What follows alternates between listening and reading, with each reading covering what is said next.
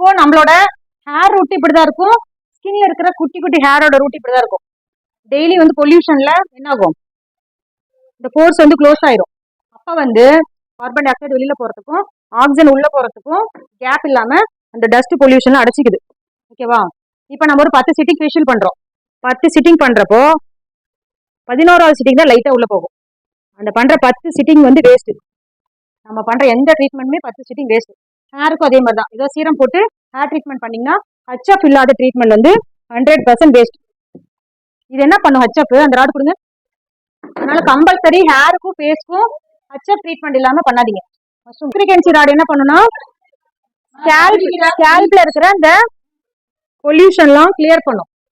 பண்ணிட்டு பண்ணோம்னா route clear ஆயிரும். அதுக்கப்புறம் நீங்க பண்ற ஒரு ட்ரீட்மெண்டே உள்ள போயிடும். அப்படியே செம ரிசல்ட் கிடைக்கும். ஃபர்ஸ்ட் சிட்டிங்லேயே நீங்க பண்ற ஃபேஷியலோட 100% ரிசல்ட் கிடைக்கும் ஹச்எஃப் ட்ரீட்மெண்ட்ல. அது இல்லாம நீங்க பண்ற எல்லா ட்ரீட்மெண்ட்டுமே வேஸ்ட் தான். இப்ப பண்ற ஹைட்ரா ஃபேஷியல் கூட வேஸ்ட் தான். ஹைட்ரா ஃபேஷியலோட ஹச்எஃப் யூஸ் பண்ணிக்கோங்க. ஃபர்ஸ்ட் அதை பண்ணிட்டு நெக்ஸ்ட் அடுத்த லெவல் பண்ணிட்டே போனீங்கன்னா உங்களுக்கு செம்ம ரிசல்ட் கிடைக்கும். பண்ணி பாருங்க, நல்லா இருக்கும்.